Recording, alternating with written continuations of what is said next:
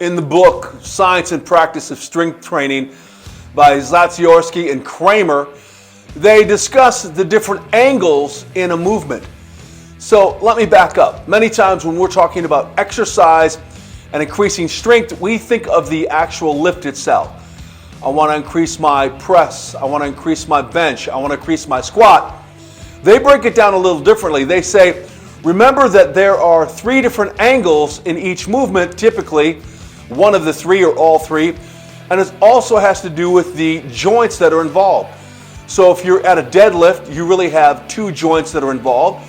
You have your knees, you have your lower back or hips, and each lift progressives, you have more joints or less joints involved.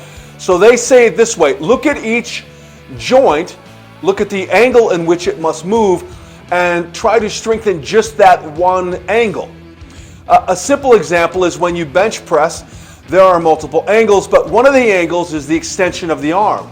So how might I strengthen just the angle of just this one lift? And so when I break it down into an actual angle, I see many different exercises that will then translate into bench. I know it's a little confusing, it's very scientific, but let me dumb it down to you as we end this video. Don't always just train the lift, train the angle. And the better you are at finding different ways to train the angle, the greater increase in the actual lift.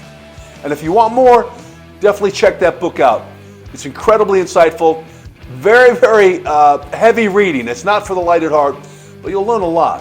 Now, take it to your gym and improve. Until next time, sweat loud.